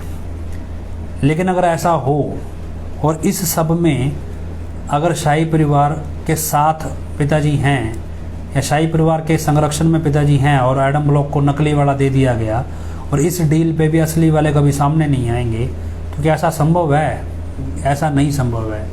क्यों संभव नहीं है? क्योंकि संत को आप बांध नहीं सकते। अभी हमने कल एक वचन डाले भी, संत किसी की गुलामी नहीं करता, वो तो इस सृष्टि को अपनी उंगलियों पर नचाता है, वो किसी के इशारों पर नहीं नाचता है। पिताजी नहीं हमें ये शिक्षा दी भी, संत पहले खुद अमल करते हैं चीज़ों पे और उसके बाद लोगों को अमल करना सिखाते हैं। और जैसे पिताजी ने इंसान के नियम में लिखा भी, ना जुल्म करो ना सहन करो, तो क्या पिताजी खुद जुल्म सह रहे हैं? ये चीज़ सोचने वाली है इस सिचुएशन में। तो क्या वो जुल्म सह रहे हैं? और वो नहीं सह रहे अगर, क्योंकि अगर वो नहीं सह रहे तो इसका मतलब वो अपने आप में सुरक्षित तो हैं, पर क्या उसकी जानकारी सरकार को है या नहीं, शाही परिवार को है भी या नहीं? और अगर शाही परिवार को ये जानकारी नहीं है तो शाही परिवार फिर इन सारी चीज़ों से समझौता क्यों कर रहा है? तो क्या वो भी नहीं चाहता है भी पिताजी कभी भी आए लौट के, या वो इस चीज़ को मान चुके हैं कि पिताजी कभी आएंगे ही नहीं? तो फिर ऐसे में हमारा उनसे क्या वास्ता है? किस चीज़ क्यों वास्ता रखा जाए? अब क्या है कि ऐसी सिचुएशन में जब हमारे साथ जो लोग पेश आते हैं, वो जो जैसे जिसकी मैं बात कर रहा हूँ, जो एडम ब्लॉक के सदस्य से जिससे बात हो रही थी, उसने ये बोला कि शाही परिवार अपने आप में अलग आइडेंटिटी की तरह चलना चाहता है, अलग पैटर्न पे चलना चाहता है, और हनीप्रीत अलग पैटर्न पे है, और शाही परिवार को डेरे की प्रॉपर्टी हड़पने में कोई इंटरेस्ट नहीं है। लेकिन क्या है कि जब फेथ वर्सेस बर्मा हम लोग जो हैं अगर कुछ बोल देते हैं इस तरह से नकली के बारे में या सब कुछ, तो हनीप्रीत का जो ग्रुप है वो ये प्रिज्यूम कर लेता है भी ये सब कुछ जसमीत भाई करवा रहा है, या शाही परिवार के बिहाफ पे हम बोल रहे हैं, या यूँ कहें भी हम शाही परिवार की बी टीम है। इस बात को वो मुद्दा बना के शाही परिवार को घेरना चाहता है भी आप कोई कंडीशंस जो उनकी आपसी डील है भी उसमें थोड़ा दोबारा से रीनेगोशिएट हो जाए वो डील। एक तरह से वो इस पैटर्न पे इनकी आपसी झगड़ा, आपसी लड़ाई, बैलेंस इम्बैलेंस जो है वो चलता रहता है। तो हमें तो कोई मतलब नहीं, हमें तो सिर्फ अपने पिताजी से मतलब है। तो ये सब चल रहा है। अब इस सब में उनको क्या दिखता है, अभी सब कुछ तो ठीक है, अभी अब ये चुप कब करेंगे फेथ वर्सेस वर्डिक्ट वाले। तो अब क्या है, अभी हो सकता है अभी कल को कोई नई वारदात ये प्लान करें। ये सब तो चलो हम डेरे के अंदर जो चल रहा है सब है, लेकिन इस सब में सरकार भागीदार क्यों है, उसका क्या बेनिफिट है? शाही परिवार को अपनी प्रॉपर्टी बेच के यहाँ से निकल के ऐश अपने आप को आज़ाद करना है, ये बंद के सिक्योरिटी गार्ड्स के बीच में ज़िंदगी नहीं जीनी है, या सोच लिए विदेश में सेटल होना है। हनीप्रीत को सारी प्रॉपर्टी, हनीप्रीत गिरोह जितना भी इनकी जुंडली है, ये सब प्रॉपर्टी पैसे हथियाना चाहते हैं, संगत को लूट रहे हैं, ये सब समझ में आता है। लेकिन इतना बड़ा स्कैम हरियाणा सरकार क्यों करेगी? भी कुछ तो ऐसा है जो हरियाणा सरकार के साथ भी कोई डील है, भी हरियाणा सरकार भी क्यों इस सब में हामी भरेगी? कि हरियाणा सरकार के पास वाकई में पिताजी अवेलेबल नहीं है और इस ड्रामे के जरिए वो संगत को पैसिव कर रही है कि पिताजी अवेलेबल हैं, और ताकि ये कोई कभी भी ये आउटरीच ना पैदा हो। और इस तरह से, क्योंकि केस जब तक रीओपन नहीं होंगे तो वो फाइल तो दबी रहेगी, तो जब जेल से बाहर आना ही नहीं है चीज़ें पैसिव रहेंगी। जब नई सरकार आएगी तो उससे सेटिंग कर लेंगे। तो मतलब क्योंकि आउटरीच तो कभी भी खड़ा हो सकता है इस चीज़ को लेके, मतलब आप कह सकते हो आक्रोश आउटरीच को भी कभी भी खड़ा हो सकता है। तो इस चीज़ को पैसिव किया जा रहा है। दूसरा ऑप्शन ये भी, क्या हरियाणा सरकार और डेरे की मैनेजमेंट या हनीप्रीत गिरोह जो भी क्या लगे, ये मिलके कोई देश में बड़ी वारदात प्लान कर रही है? हरियाणा सरकार का मतलब पॉलिटिशियंस को, ऐसा नहीं है भी ऑफिसर को भी ले लें, पॉलिटिशियंस मिलके क्या कोई डेरे की मैनेजमेंट के साथ कोई बड़ी ऐसी साजिश पे काम कर रहे हैं जिसके लिए इस नकली वाली थ्योरी को सच बनाने के लिए सरकार पूरा साथ दे रही है। और मतलब इतना इस हद तक है भी, लाखों करोड़ों फूके जा रहे हैं इस काम के लिए, और इतने फर्जी पेपर्स तैयार हो रहे हैं, सब कुछ हो रहा है। तो ये सब फर्जीवाड़ा हो रहा है, और कितने पुलिस वाले इसमें शामिल होंगे जो सारी एक्टिविटी को मॉनिटर कर रहे हैं। मतलब किस लेवल पे ये प्लानिंग चल रही है कोई अंदाज़ा नहीं होगा। लेकिन ये दो पॉसिबिलिटी हैं, या तो हरियाणा सरकार के पास पिताजी है ही नहीं, अगर हैं तो फिर कोई एडम ब्लॉक के साथ बड़ी साजिश चल रही है। लेकिन इस सब के बीच दोनों ही केस में पिताजी के खिलाफ तो साजिश हो ही रही है। अगर हरियाणा सरकार के पास नहीं है तो भी उनके साथ कोई ना कोई षड्यंत्र हुआ है, वो कहीं तो है ना। और दूसरा, अगर हैं तो उनके साथ उससे भी बड़ा षड्यंत्र हो रहा है। तो दोनों ही सिचुएशन में पिताजी के साथ तो कुछ ना कुछ गलत हो ही रहा है, ये तो डेफिनेटिव है। हाँ, ये तो चाहे कोशिश आप लाख कर लें या 1000 कर लें, क्योंकि क्या है कि कितना मर्जी जोर लगा लें, इस यूपी वाले ड्रामे को ये असली नहीं बना सकते, ये तो डेफिनेटिव है। ये तो बस एक नीचे से पेपर वर्क करना है। और रोल ये है भी एडम ब्लॉक के जरिए हरियाणा सरकार करवाना क्या चाहती है। तीसरा ऑप्शन जो हमें दिखता है वो ये है भी, हरियाणा सरकार की जो मौजूदा कैबिनेट है उससे भाजपा हाई कमांड जो है वो खुश नहीं है, वो इस सबको बदल देना चाहती है। और लेकिन दूसरी तरफ, क्योंकि वो तो बदल देगी, इन्होंने कौन सा रिजल्ट दिया, हरियाणा सरकार ने काम तो ढंग का कोई किया नहीं है, वो बदल देना चाहते हैं और वो दिख भी रहा है हाई कमांड में। तो क्या अपने पॉलिटिकल स्टेटस को मेंटेन करने के लिए हरियाणा सरकार के जो पॉलिटिशियंस हैं, वो ख़ास तौर पे रूलिंग पार्टी के, वो एडम ब्लॉक का साथ इस सारे स्कैम में दे रहे हैं। उनको लगता है भी एडम ब्लॉक के भरोसे उनकी जो पॉलिटिकल करियर है वो खड़ा रहेगा। अगर ये हालात हैं फिर तो उनकी एडम ब्लॉक से भी ज़्यादा बदतर हालत होने वाली है। लेकिन क्या है, क्योंकि सबके बीच में ये है कि 100, 200, 500 कितने झूठ हैं, और उस झूठ का एक जाल बिछा हुआ है, लेकिन उस जाल को कोई सपोर्ट नहीं है। क्योंकि और इस सब से एक चीज़ समझ में आती है भी, इस सब में अभी जो प्लानिंग के अंदर हमें जो हमारी ऑब्जर्वेशन कहती है भी, ये सारी प्लानिंग हरियाणा सरकार तक ही सीमित है। इस पूरी प्लानिंग की जानकारी अभी सेंट्रल गवर्नमेंट को नहीं है। मुझे जो समझ में आता है, अगर मैं इसको ऑब्जर्व करूं, हरियाणा सरकार ने अपने तक ही रखी है और सेंटर तक इसकी जानकारी पूरी तरह नहीं है, और लिमिटेड स्टेज तक है। एक तरह से हम कहें भी प्रधानमंत्री लेवल तक ये जानकारी अभी शायद नहीं गई है। और यही वजह है, जब वो नकली वाला रिट जब लगी तो एक वो चुटकुला सुनाया करते हैं कि एक व्यक्ति रोडवेज़ की बस में चढ़ा, उसने कहा जी 2 टिकट दे दो मुझे। अब कंडक्टर पूछता है भी तो एक ही आदमी 2 टिकट क्यों लेता है? बोला अगर एक टिकट गुम हो गई तो दूसरी है ना मेरे पास। बोला फिर तो दूसरी भी गुम हो सकती है। अगर दूसरी गुम हो जाएगी तो मेरे पास रूटीन का पास बना हुआ है इस बस में जाने का। बोला अगर पास भी गुम हो गया तो? बोला ऐसे तो मैं रोडवेज़ एम्प्लॉई हूँ, हरियाणा रोडवेज़ का कर्मचारी भी हूँ, तो मेरे को वैसे ही फ्री ट्रैवल अलाउड है। तो कुछ वही हालात एडम ब्लॉक के हैं। जब वो नकली वाली पिटीशन लगी, इन्होंने एक सीनियर एडवोकेट अपॉइंट किया। इनको लगा भी ये एडवोकेट बिक ना जाए या ये काबू ना कर पाए, तो एक काम करते हैं एक और अपॉइंट कर लेते हैं। तो दूसरा सीनियर एडवोकेट अपॉइंट किया, तो सूचना ये निकल के आएगी 27 लाख रुपया तो इन 2 एडवोकेट को 2 मिनट के लिए हाई कोर्ट में खड़े होने का दे दिया गया। और वो कहाँ से आया, वो आप लोगों की जेब से आया। उसके बाद रोडवेज़ का पास और हरियाणा रोडवेज़ के कर्मचारी, वो बाकी आप प्रज्यूम कर लो कि इसका क्या मतलब हो सकता है। तो खैर ये सारी चीज़ें हैं। अब ऐसी सिचुएशन में इतना झूठ जब पकाया गया है तो क्या लो, ये गुब्बारा है, गुब्बारे में पानी भर दिया और दबाना शुरू कर दिया, इसको दबाते जा रहे, लेकिन जब ये फटेगा तो एक साथ ही फट जाएगा सारा। ऐसा नहीं है भी थोड़ा लीक करेगा कहीं से छेद हुआ, ये एक साथ ही फट जाएगा। जब तक ये मेंटेन है, लेकिन ये है ये गुब्बारा ही, जो एक लेयर, झूठ की लेयर में कैद है पानी।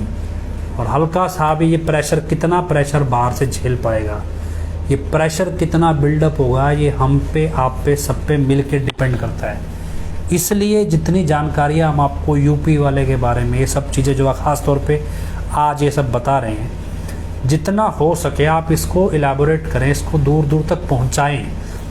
ऐसा नहीं है भी आप दुनिया में ये घोषणा कर दें कि यूपी में आया बाबा नकली है, आप ये मत करें।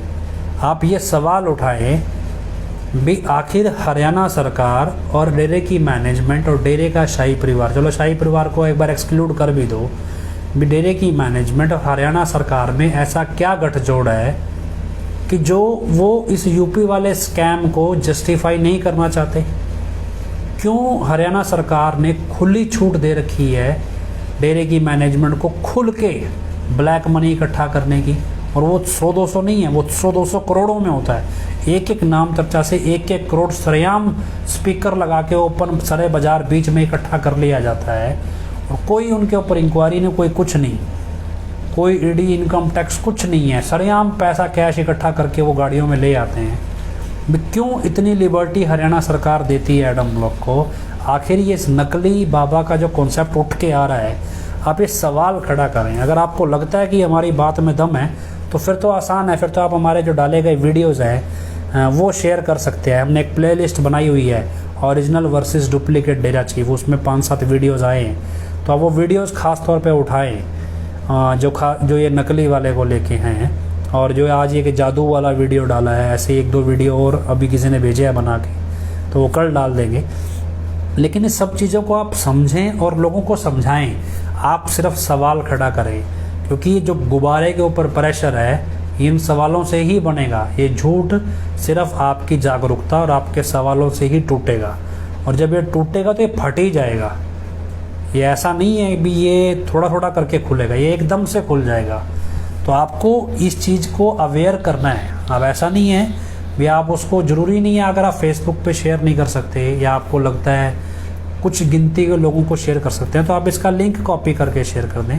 यूट्यूब के ऊपर the faith times, THE the faith FAITH times TIMES, इस नाम से एक यूट्यूब चैनल होगा द फेथ टाइम्स। यही हमारा लाइव वीडियो अगले दिन, 1 दिन या 2 दिन बाद उस यूट्यूब पे भी डाल दिया जाता है। अगर आप फेसबुक किसी व्यक्ति को यूट्यूब का लिंक भेज सकते हैं, उस चैनल पे आपको लाइव के वीडियोस हमारे मिल जाएंगे। और जो बहन वीरपाल कौर बोलती है उसका ऑडियो व्हाट्सएप पे वायरल ऑलरेडी, हमारे पास काफ़ी सारे ग्रुप्स हैं व्हाट्सएप के, जो 200-250 ग्रुप्स बने हुए हैं व्हाट्सएप के फेथ वर्सेस वर्डिक्ट के अलग अलग स्टेज पे, तो वो वहाँ पे सारा सर्कुलेट वो ऑडियो हो जाता है। तो मेरे पास तो कम ही ग्रुप्स हैं, लेकिन जो IT वालों ने 200-250 ग्रुप्स बनाए हुए हैं, मेरे नंबर उसमें नहीं है, पर वहाँ वो सर्कुलेट हो जाते हैं। बाकी आप द फेथ टाइम्स वाले यूट्यूब से उठा सकते हो, फेसबुक पे तो हमारे वीडियोज़ यहाँ पे पड़े ही हैं। लेकिन आपको अवेयरनेस के लिए आप अपने क्वेश्चंस कमेंट्स में छोड़ो। आपके क्वेश्चंस अगर होंगे, रीज़नेबल होंगे, जेन्युइन होंगे, हाँ, बिना मतलब कि बकवास करनी है तो हमारे पास भी वैसी बकवास है आपके लिए, तो वो नहीं है। अगर लॉजिकल है, डाउट रेज हो रहा है तो समझिए, क्योंकि संत सर्वगुण संपन्न है, उसके गुणों में कोई कमी नहीं, उसकी हर एक चीज़ आपको सिखाती है, कोई भी चीज़ आपको उल्टा नहीं ले जाती, नेगेटिव नहीं लेके जाएगी।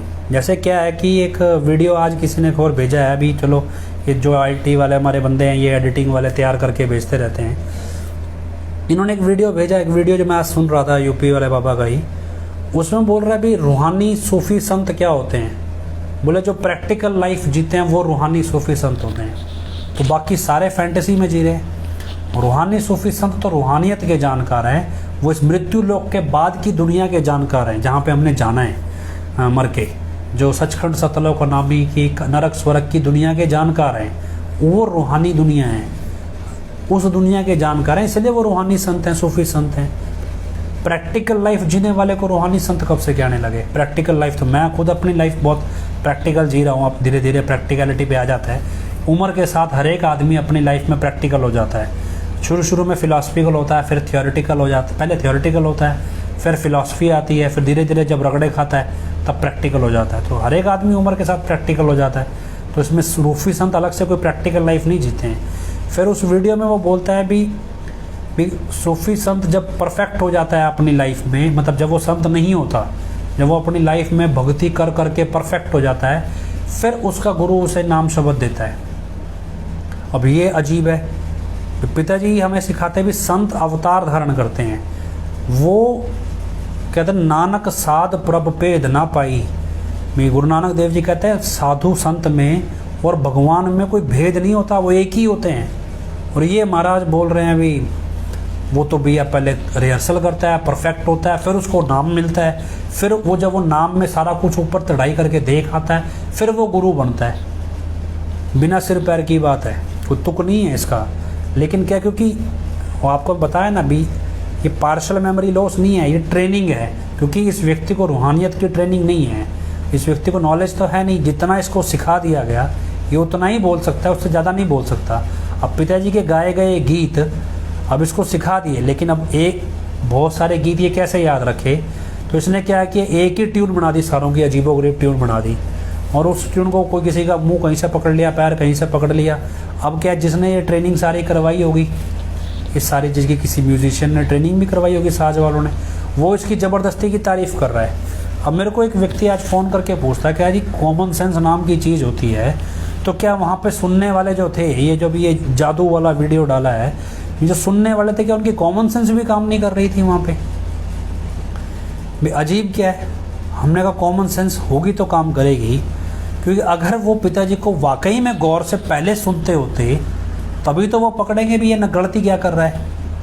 उन्होंने ना तो पहले ढंग से सुना, ना वो उन्होंने इसको भी नहीं ढंग से सुना, और उसको वो पहले भी पिताजी को वो ढंग से नहीं सुनते थे। वो तो सिर्फ खाना पूर्ति कर रहे, क्योंकि उनका काम यहाँ चापलूसी करना है, अपने अपने एजेंडाज हैं सबके भी। क्या है कि उनको ये नहीं है भी हम संतों के दरबार में आके बैठे हैं, मान लो महिला है कोई, भी सिर ढक के बैठना है, सादे कपड़े पहन के बैठना है, शांति से मन लगा के सत्संग सुनना है, फिर उस पर विचार करना है, फिर उस पर अमल करना है। ये पैटर्न तो पुराना हो गया था VIPs के लिए, या जो पढ़ के खड़े हुए थे, उनका पैटर्न क्या था? भी डेरे आए, पिताजी जब स्टेज पे आगे बैठ गए जी, वहाँ बैठे रहे सत्संग में, ठीक है, थोड़ा देर बैठे, फिर उठ के चल दिए। फिर क्या है जी, फिर ढूंढते हैं VIP को, भी डेरे के किसी मेन आदमी को जो उनकी अपॉइंटमेंट दिला दे, उनकी स्पेशल बात करवा दे, उनको स्पेशल करा दे। उसके बदले में एडम ब्लॉक को क्या मिलता है? वो एडम ब्लॉक के पास 4 कस्टमर पकड़ के लाएंगे, लो जी इनको शाहीदात के नाम पे 1-1 लाख का सामान चिपका दो, इनके घर में परेशानी है, ये प्रसाद लेने आए हैं, इनको स्पेशल प्रसाद दे दो। ये सब क्या है, ये एक बिजनेस मॉडल बन के रह गया, और ये करीब 40-50 हज़ार लोगों का मॉडल है। जो मॉडल क्या है कि आपका भंगीदास है, मान लो वो भंगीदास आपको क्या दिखा रहा है, भी आप ये वाला परमार्थ कर दो तो आपकी ये परेशानी हट जाएगी। वो भंगीदास है ही इसीलिए कि वो आपके और एडम ब्लॉक के बीच का बिजनेस चैनल है, और वो आपको और एडम ब्लॉक को मिला रहा है बिजनेस चैनल में, और कि कैसे वहाँ आपका पैसा एडम ब्लॉक तक पहुँचेगा आपकी भक्ति के नाम पे। ये जो बिजनेस नेटवर्क 50-60 हज़ार ये लोगों का बना दिया गया, यही नेटवर्क एक्चुअल में संगत को चला रहा है, और यही नेटवर्क हर धर्म में है। जो हर धर्म में इसी तरह से पब्लिक को कोई आपकी ये परेशानी है तो ये वाला कावन करा लो, ये वाला पाठ करा लो, ये वाला मंत्र पढ़ लो, यही सब चल रहा है। ये वाला इतने बंदों से ये वाले मंत्र का जाप करा लो, ये सब यही ड्रामा है हर जगह। प्रैक्टिकल कोई नहीं है, सब फिलॉसफिकल थ्योरी है, और यही थ्योरी एडम ब्लॉक में है। हाँ, उनको किसी को गुरु की ज़रूरत नहीं है, क्योंकि बाकी धर्मों में भी कोई ऐसा नहीं है भी हर धर्म में ये प्रार्थना की जाती हो भी है भगवान धरती पे अवतार धारण करो, हमें ज्ञान बख्शो, ऐसा कुछ नहीं है। उनको भी भगवान ना है, बस हमारे पे कृपा करे, हमारे को पैसा बख्शे, दैट्स इट। और इसी पैटर्न पे डेरा आ गया। उनको पिताजी से मतलब नहीं है, उनको ऐसा बंदा चाहिए जो बस मोहर लगा दे पिताजी की, और बाकी सारा काम संगत अपने आप करती रहे। तो इस बंदे ने आके मोहर लगा दी, जितना पैसा लौटाओ जी, तुम्हारे पैसे का मिसयूज़ नहीं होगा। एक तरफ वो बोल रहा है जी देखो जी भलाई खाते में बैंक में पैसा जमा कराया, मतलब एक तरफ वो शादियां और ये शादियों में बोल रहा है जी इस बंदे ने शादी में भलाई खाते में इतना पैसा जमा कराया, और जब एडम ब्लॉक में आप जाओगे बोला जी भलाई खाते तो बैंक सीज कर गवर्नमेंट ने बंद कर रखे हैं। जब भलाई खाते गवर्नमेंट ने बंद ही कर रखे हैं तो यूपी वाला बाबा कौन से भलाई खाते में बैंक में पैसा जमा कराने की बात कर रहा है? भलाई खाता तो डेरे में सरकार ने ही बंद कर रखा है। जब तुम्हें वहाँ वो पर्ची कटाने जाते हैं तब तो तुम बोलते हो भी बैंक खाते में पैसा जमा नहीं होगा, वो तो बंद हो रखे हैं, कैश में पेमेंट लेंगे। और जब वो यूपी वाला बाबा वहाँ बोल रहा है जी बैंक खाते में इतना पैसा जमा करवाया, ये दोनों कंट्राडिक्टरी हो गई।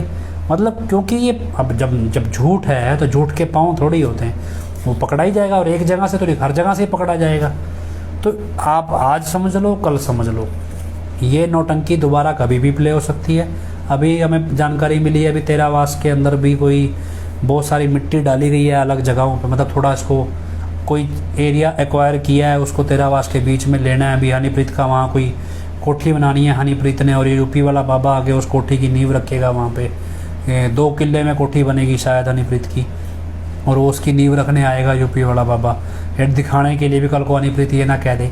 क्योंकि क्या है, ये भी एक पैसा इकट्ठा करने का पैटर्न है कि आप ये दिखाओ जी आपकी संस्था में कंस्ट्रक्शन चल रही है और इस कंस्ट्रक्शन में सीमेंट की बोरी डाल दो, रेते की ट्राली डाल दो, सरिया फेंक दो, बजरी दे दो जी। अब आप तो घर से बजरी सीमेंट सरिया तो लेकर नहीं आएंगे, तो आप क्या लेके आएंगे? पैसे। हम अपने आप खरीद लेंगे, पैसे दे दो। अब वो ये थोड़ी बताएंगे कि हमें तो भी 1 लाख रुपए का सीमेंट चाहिए था, लेकिन वो 1 लाख रुपये हमने हर एक ब्लॉक से ले लिया, तो हमारे पास तो 10 करोड़ हो गया, कहने को 1 लाख रुपये लिया जी सीमेंट का। तो ये ड्रामा ऐसा नहीं है भी यहाँ कोई नया है, ये हर जगह है। बस ये कि हमारे यहाँ नया अब शुरू हो रहा है इसलिए हमें अजीब लग रहा है, लेकिन ये है और ये ऐसा ही होगा। भाई आपको कभी किसी चीज़ की कंस्ट्रक्शन के पैसे, कभी ये चीज़ रिपेयर करानी है। अब कुछ लोग मेरे को बोलते हैं कि जी हम तो डेरे में परमार्थ नहीं करते, अब तो हम लंगर में अनाज डलवा देते हैं, लंगर में आटा डलवा देते हैं, लंगर में चाय पत्ती दे जाते हैं। तो आपको क्या लगता है अभी आपकी चाय पत्ती वाकई में लंगर में इस्तेमाल होती है? मैं आपकी चाय पत्ती क्या वाकई में लंगर में इस्तेमाल होती है? एक बार मैं भी चला गया, हम भी चले गए, तो हमें क्या गेहूँ खरीदनी थी ना, गेहूँ देनी थी, दान करनी थी डेरा में। जैसे शुरू के साल में हम हर साल जैसे संगत करती होती है, हम भी चले गए, तब तो नहीं पता था इतना ड्रामा होगा। हमें कभी दान करनी है, बोले ऐसा है जी पैसे दे दो, MSG कंपनी से उठा के आप गेहूँ आपके नाम की डेरे में गिरवा देंगे। MSG कंपनी में स्टॉक पड़ा है, MSG कंपनी का आटा बिकता है, तो उनमें गेहूँ भी पड़ी है। आप पैसे दे दो MSG कंपनी को, MSG कंपनी आपकी तरफ से गेहूँ वहाँ गिरवा देगी। मेरे तो वही काम होगा जैसे गली के अंदर वो आता है रेडी वाला, मंदिर बना के भी मैं वैष्णो देवी जा रहा हूँ, मेरे को पैसे दे दो, मैं तुम्हारे वहाँ जाके चढ़ा दूँगा। और वो जाता कभी है ही नहीं, वो एक शहर से दूसरे शहर से तीसरे शहर, हर 3 महीने बाद आपके शहर में वापस आ जाता है, वो वहाँ तो कभी जाता ही नहीं। तो वही पैटर्न यहाँ था भी आप MSG कंपनी को पैसा दे दो, वो आपको गेहूँ गिरवा देंगे इधर। मतलब ये सेटिंग हमारे को उन्होंने बोला, हमने कहा नहीं हम तो नहीं करते ये काम, बोला हम तो अपनी खरीद के लाएंगे। फिर वहाँ पे हमारे को एक सेवादार बोलता भी खरीद लाओगे तो क्या यहाँ से पैक होके वहाँ चली जाएगी? भी जरूरी थोड़ा है भी आप वहाँ से यही सर्कल ही तो घूम रहा है। जैसे वो कहते ना भी एक नारियल चढ़ाया, नारियल घूम के दुकान पे आ गया, नारियल वही नारियल फिर दूसरे ने चढ़ा दिया, फिर वो घूम के दुकान पे आ गया, वही पैटर्न यहाँ पे। तो आपको लगता है भी यहाँ पे सामान दान कर रहे हो, वो उसकी सेवा कर रहे हो, तो ये सामान खा कौन रहा है?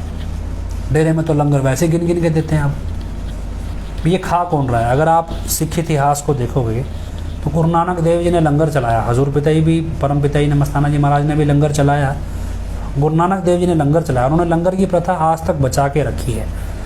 और इस लंगर का फ़ायदा पता है क्या होता है? सबसे ज़्यादा इस लंगर का फ़ायदा होता है कि आपके दुश्मन बहुत कम हैं। क्यों? क्योंकि हर एक आदमी में थोड़ा बहुत तो इंसानियत नाम की चीज़ होती है। आम तौर पे दुनिया में कहावत है, जब जिसको रोटी ना मिल रही हो, अरे रोटी नहीं मिल रही, अब क्या रोटी गुरुद्वारे में खाएंगे?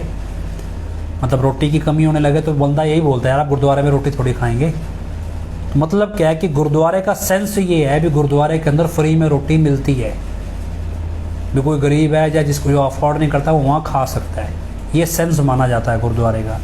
लेकिन ये सेंस लोगों के अंदर गुरुद्वारे का एक एहसान पैदा करता है भी आपने गुरुद्वारे से फ्री में रोटी खाई, कल को आप मान लो हालात ऐसे आ गए आप उस गुरुद्वारे के आपको खिलाफ खड़ा होना पड़ गया या सिख कम्युनिटी के खिलाफ खड़ा होना पड़ गया, तो वो लंगर जो है वो आपकी आत्मा को जगा के रखता है भी ना यार इस यहाँ का लंगर खाना खाया है, मैं इसके खिलाफ तो नहीं खड़ा होऊंगा।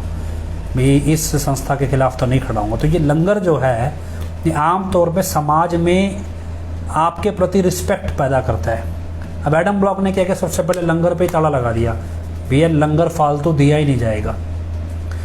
कई जगह एडम ब्लॉक की जब पहले जो लड़कियां थी शोभा गोरा जैसी, उन्होंने तो उन सब्जियों पे भी बैन लगा दिया था जिस सब्जी को जब सब्जी ज़्यादा स्वाद बनती थी। जैसे डेरे के अंदर कड़ी कुछ ज़्यादा ही स्वाद बनती थी, भी कड़ी नहीं बनाएंगे डेरे में, वरना क्योंकि कड़ी स्वाद होती है तो लोग लंगर एक्स्ट्रा खा जाते हैं। और पिताजी क्या बोलते थे, कभी दाता दान करे और भंडारी का पेट फटे, भी देने वाला दे रहा है, तुम्हारा पता नहीं क्यों पेट फट रहा है। अब यही पैटर्न आप समझो भी, जो चीज़ें अब पिताजी ने समाज भलाई के कार्य चलाए, सब कुछ चलाया, कोई ना कोई व्यक्ति आपकी सेवा से बेनिफिशियरी होता है, चाहे ब्लड बैंक से हुआ हो, किसी ना किसी तरह से। तो ऐसी जैसे गुरुद्वारे से लोग रोटी खा के बेनिफिशरीज होते हैं, ऐसी डेरे से कोई ना कोई आप भलाई काम समाज में करते हो, कोई ना कोई बेनिफिशरी होता है। और ये बेनिफिशरी कहीं ना कहीं आपके प्रति नफरत नहीं रखता किसी भी सिचुएशन में, चाहे बेशक से आप कुछ गलत भी कई बार हो जाए अनजाने में, तो ये आपसे नफरत नहीं रखता। तो इन्होंने क्या किया, सबसे पहले सोशली जो इंटरेक्शन था संगत का वो रोक दिया और अपने दायरे को सीमित कर लिया, ताकि संगत के साथ जो दुश्मनी है वो बढ़े और वो लड़ें और उसके बदले में जो नेता उससे निकालते हैं पोलराइजेशन से, उसका बेनिफिट एडम ब्लॉक को भी और पॉलिटिशियन को भी हो। ये पैटर्न कोई नया नहीं है, लेकिन ये पैटर्न जैसे पहले होता है वैसे ही अब हो रहा है। आप कितनी जल्दी समझ जाएं इस चीज़ को भी हम किस दुनिया की ओर बढ़ रहे हैं। आप किसी भी धर्म को देख लें, उस धर्म में जो कुरीतियाँ आप देख रहे हैं, ईद तो होती है, कुरीतियाँ बहुत हैं, उसकी आड़ में जो बिजनेस चलते हैं उसी डायरेक्शन में हमें धकेला जा रहा है। हो सकता है इतिहास में उनके साथ भी यही घटनाक्रम हुआ हो और तो वो इस पैटर्न पे आए हों, और उस समय भी इन्हीं के ही पूर्वज वहाँ बैठे हों इस तरह के काम करने के लिए, तो वो आज भी वैसा ही है। तो इस पैटर्न को ही तो पिताजी जब स्टेज से बोलते थे कि भी भगवान के नाम पे पैसा इकट्ठे करने वालों, भी अपने लिए धंधा ढूंढ लो, काम ढूंढ लो, भी आपको भी ये काम आपका अब चलेगा नहीं ज़्यादा दिन। तो ये सारी चीज़ें आपको समझ नहीं, हालांकि टाइम मैंने देखा ही नहीं, अभी देखा है, ज़्यादा टाइम हो गया है। तो खैर मतलब ये डिस्कशन हमारी चलती रहेगी आगे भी। तो हम आज वेडनेसडे है, थर्सडे है, तो हम फ्राइडे या सैटरडे को नाम चर्चा रख लेंगे, नाम चर्चा में रख लेंगे, क्योंकि आज मेरे पास दूसरा फ़ोन अवेलेबल नहीं है, तो मैं बहन जी को कॉल नहीं लगा सकते। तो नेक्स्ट टाइम को हो सकेगा, तो पंजाबी वाले लोग ज़्यादा एतराज़ करते हैं, भी उनको सुनना चाहते हैं, तो हम नेक्स्ट टाइम उनको ले लेंगे। तो खैर हम उम्मीद करते हैं भी आपको हमारा ये सेशन थोड़ा फ्रूटफुल लगता हो, कुछ समझ आता हो इस सब से। आखिरी में हम अरदास लगाते हैं हजूर पिताजी के चरणों में कि हमारी प्रार्थना वो स्वीकार करे और साथ संगत के बीच लौट आएँ। तो इस सब के लिए मिलकर हम सब नारा लगाते हैं, तो आप सब मिलकर जहाँ भी सुन रहे हैं नारा ज़रूर लगाएं। धन धन सतगुरु तेरा ही आसरा, धन धन सतगुरु तेरा ही आसरा। आखिरी में अरदास बोलते हैं, धन सतगुरु तेरा ही आसरा। हे मालिक तुझे लाज है, अब बहुत हो गया, तू दया में रहमत कर, तेरे प्यार मोहब्बत की राह में हमें कोई दुख तकलीफ़ ना आए। तू ऐसी रहमत बख्श और सबको सुमति दे, किस तरह से देनी है यह तो सब जानता है, जिसको जैसे देनी है वैसे दे, वो तेरी मर्जी। धन धन सतगुरु तेरा ही आस।